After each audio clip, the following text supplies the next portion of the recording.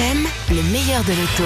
Et ce matin, avec Christophe Dabron, c'est ambiance disco. Ah oui, vous connaissez la musique, hein. Voici le nouveau Discovery signé Land Rover. Le fournisseur officiel de la famille royale britannique a donc renouvelé son modèle à tout faire. Car le disco, c'est un peu le couteau suisse de la gamme Land, sans être ostentatoire comme peut l'être un Range, tout en étant aussi confortable d'un côté et sans être aussi rustique qu'un Defender, en étant tout aussi à l'aise en tout terrain de l'autre. Bref, le Discovery gagne à être redécouvert.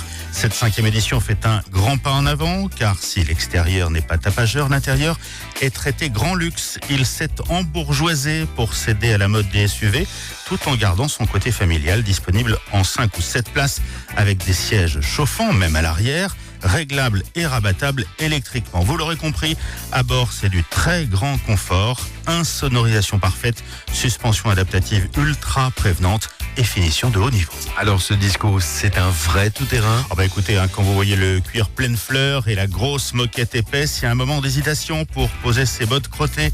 Mais ce Land est un vrai franchisseur. Rien ne lui fait peur, d'autant qu'il fait tout seul, ou quasiment, que ce soit sur les rochers dans le sable, la boue, la neige ou les ornières.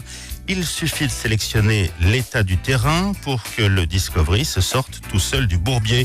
Il adapte sa hauteur et son châssis aux difficultés rencontrées. Alors évidemment, cette débauche d'arguments technologiques a une influence certaine sur le prix. 50 900 € le ticket d'entrée, avec un moteur diesel de 180 chevaux équipé de l'unique boîte auto à 8 rapports. Mais on peut facilement doubler la mise avec le modèle 3 litres TDV6 de 258 chevaux, celui qui fera le gros des ventes. Et là, c'est la bonne motorisation pour le disco. 5 mètres de long qui fait tout de même 2,3 tonnes sur la balance. Bref, il en faut sous le pied pour relancer la machine qui part ainsi sans peiner.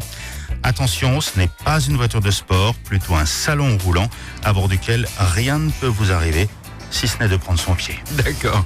Merci beaucoup Christophe. Dimanche prochain. Le petit SUV qui fera le buzz de la rentrée, le Citroën C3 Aircross. C'est noté, à la semaine prochaine.